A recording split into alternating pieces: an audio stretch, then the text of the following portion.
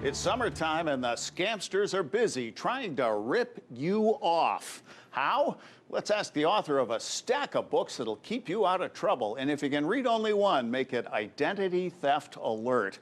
10 rules you must follow to protect yourself from America's #1 crime. Attorney and Bentley University professor Steven J.J. Weisman has your back at scamicide.com. Steve, welcome back. And after we settled for staycation last summer, many Americans are on the road, and the wise guys are waiting right there in the hotel with a couple of ways to trip you up right there in your room.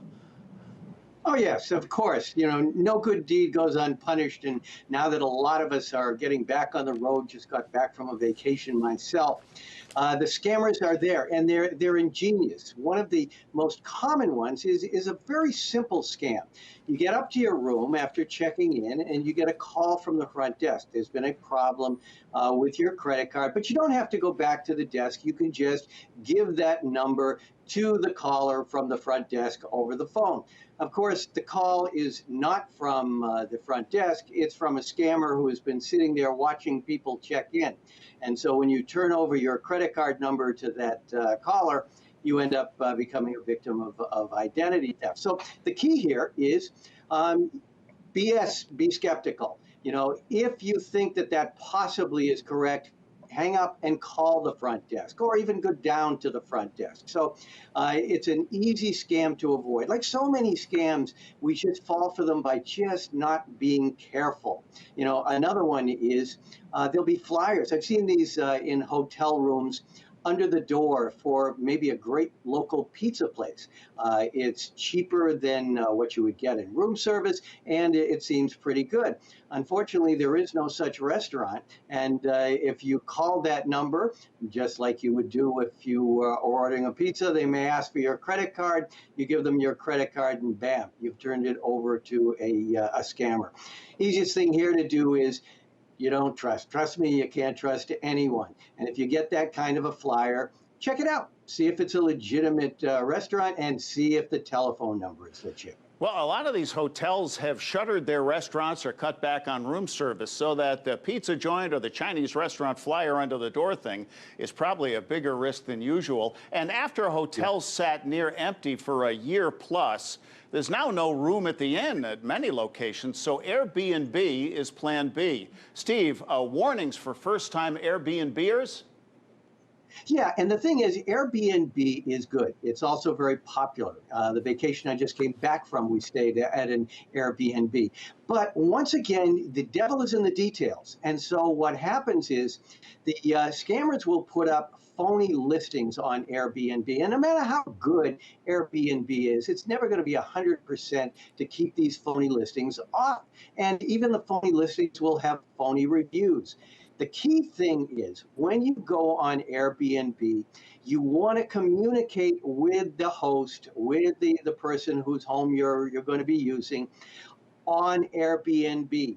Don't go offline, and never, ever, ever wire money. What they do is they want to get you talking with them off of Airbnb, and they want you to wire money. You wire money, it's gone. It's the same as if you took cash and threw it away.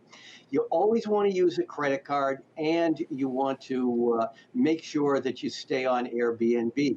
Speaking of that, probably the most insidious recent Airbnb scam that hasn't gotten a lot of play in the media is it's a cyber criminal genius who created something called landlords, L-O-R-D-Z. And he or she is leasing this out to other less sophisticated cyber criminals. And what landlords does is allows these cyber criminals to set up what appear to be Airbnb sites.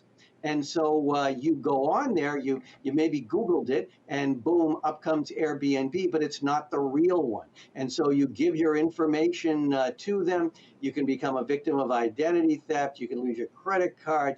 All kinds of bad things can happen right away. So the key thing is be careful. Make sure that you're on the real Airbnb site. There actually is a site called whois.com, and you can check the domain name that you're putting in to make sure it is legitimate. So you do that, and you use your credit card, and you can be safe. That's a great tip, by the way. Whois.com will tell you who is behind a domain name that you type in.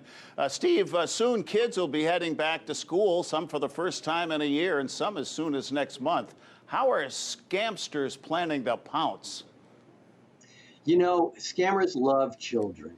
Children are actually 51 times more likely to become victims of identity theft than you and I.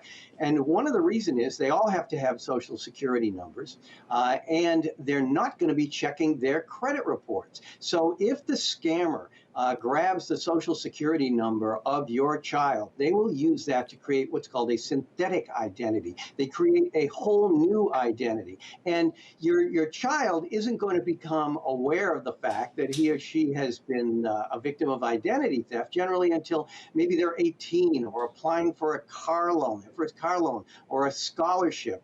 And so what happens is it becomes really difficult to protect. So here the thing is to, first of all, freeze your child's credit. If there was anything good that came out of the Equifax data breach, it was the fact that now you can actually freeze a child's credit. Do it for your child. You can go to scamicide.com, put in freezing credit for children, and it'll show you how to do it. But the other thing is a little known law that parents are generally not aware of, and it's called FERPA. And FERPA allows parents to opt out of allowing their child's social security number to be shared by the school with third parties. You know, you would think that we shouldn't even have to have a law where you have to opt out, that the schools wouldn't share this. But it's really, really important. Parents are supposed to get notice of their FERPA rights every year, but it's honored quite often more in the breach than the observance. So the key thing is keep your child's social security number secure and make sure you opt out at the school from having them share it. We are speaking with attorney, Bentley University professor, prolific author, and your host at scamicide.com, Steven J.J. Weisman. Steve, these robocalls are out of control. When you were with us a while back, you said Uncle Sam is cracking down. How's that going? You know, this is something you and I talked about, the James Bond almost reference. There's a protocol called shaken/stir, which always worked for Bond and his martinis. It is a protocol that the government was requiring that would really help with robocalls a lot, because part of the problem with robocalls is they're able to trick your caller ID. So they call this spoofing. So it comes up and it looks like it's a letter from the IRS. It looks like it's a call from the IRS. It looks like it's a call from your bank. So this shaken/stir protocol will, in theory anyway, allow you to see on your caller ID that this is not the IRS, and it will warn you that this is a potential robo-scam call. The problem is twofold. One, the system is far from perfect, and the date for putting it into effect was June 30th, and just about all of the phone providers have done so. But here's the big kicker.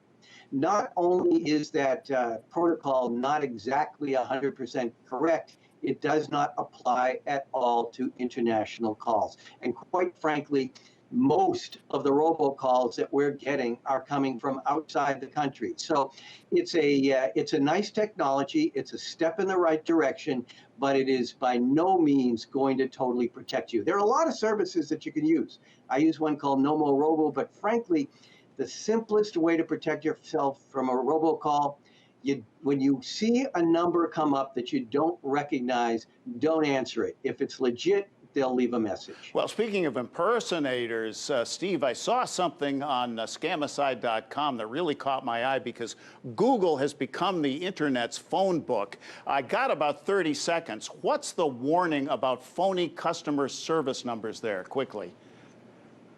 Huge scam. And what happens is you go to Google, you type in, say, Facebook or Instagram or Twitter, and up comes the customer service number, except those services don't have customer service numbers. And so the best place for you to go is not to use Google as a phone book.